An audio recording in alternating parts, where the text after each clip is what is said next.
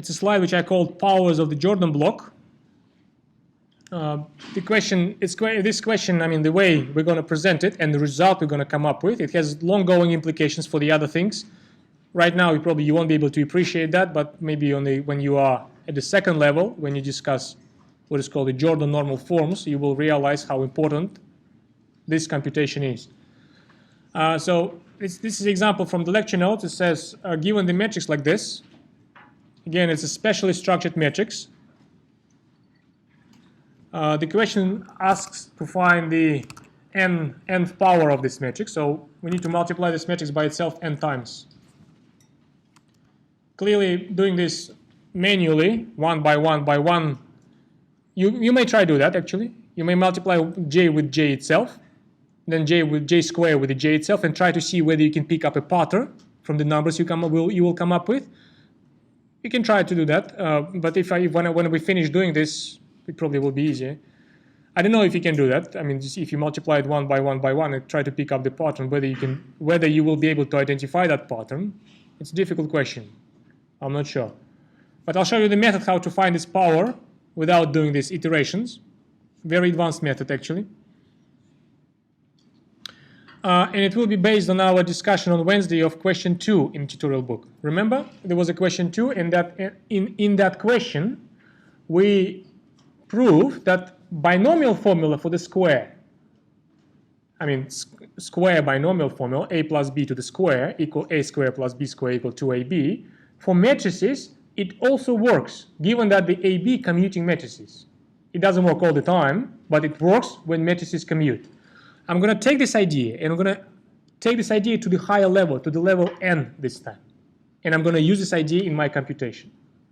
So the main idea behind this computation is this.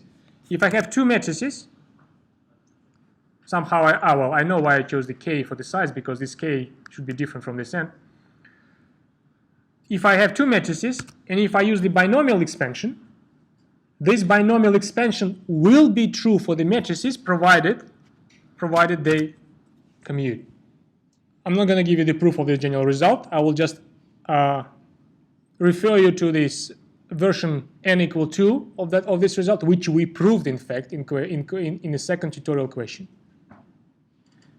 Now, knowing this, look what's going to be my approach in finding this power of the, well, if you don't know this matrix, this particular crafted matrix with the identical diagonal entry and ones just above the diagonal, is called Jordan block. Oh, it has a name because it has lots of applications in different computations of connected with matrices. So if I use the term Jordan block, don't be confused. I'm referring to this matrix. The Jordan block of size 3, in fact. Look at what I'm going to do. Look, I'm going to benefit from this knowledge.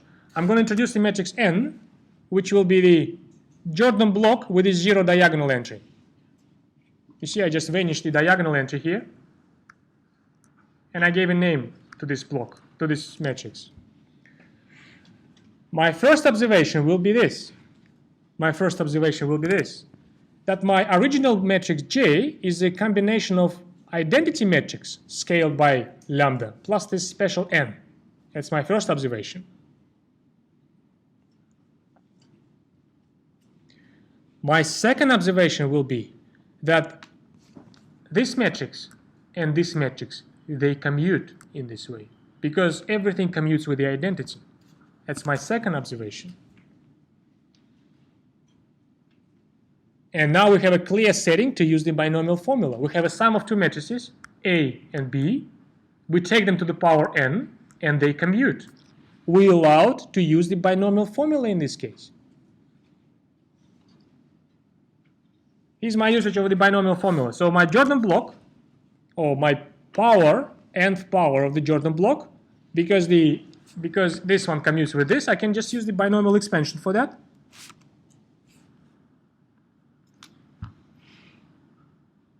And here's the binomial expansion. I just replace my A with identity scaled by lambda and B with the matrix n. Is a complete binomial expansion. This is the power of A Well, this is the replacement for this term.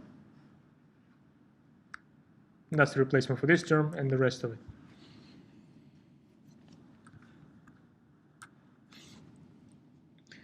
Now we have to, now we will try to simplify this right-hand side.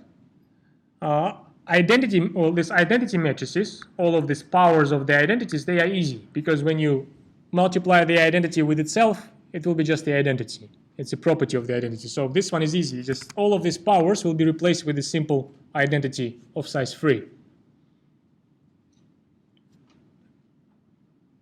What happens with n, and what happens, with the capital N matrix, and with the powers of that, it is more interesting. What I claim is this. That if you compute the square of my matrix N, can you tell me what that will be?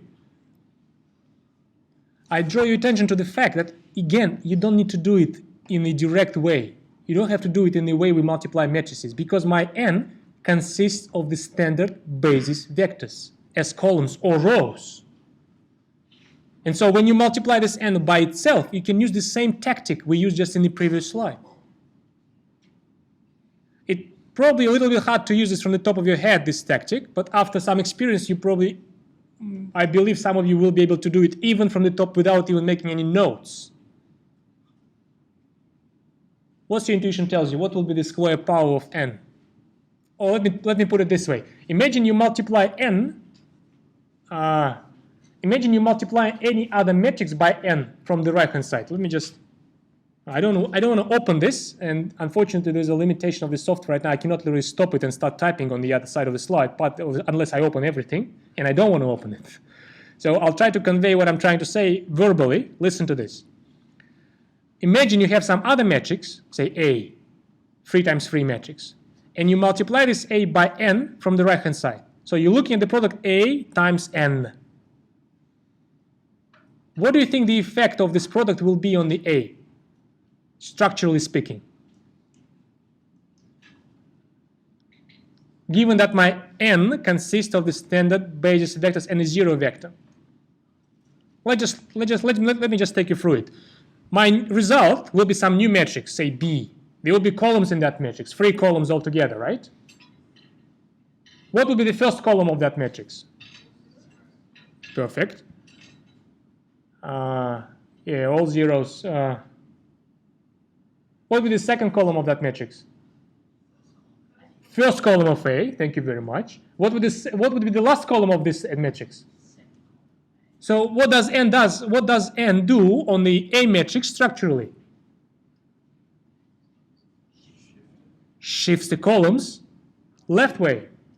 What happens with the first column? We just discard it. What happens with the last column? We fill it with zeros.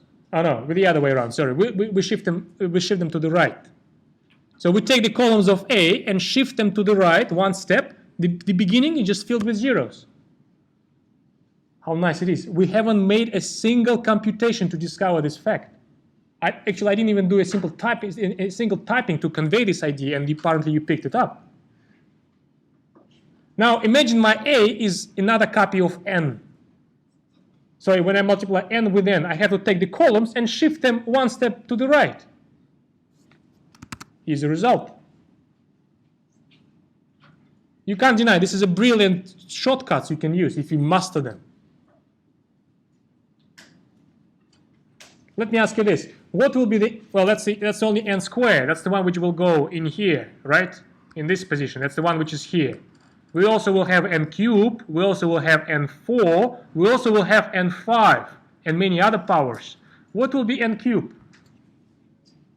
You can use the same logic, right? N cubed, it's N squared times another N. So it's another shift. What will be N cubed? All zeros. So even it is already true for, even N cubed is just 0. So in fact, this power will be something. N cubed will be 0, and all of the other terms here, they will vanish. Here it is. N cubed is simply 0 matrix. All of the other powers of N, also 0 matrices.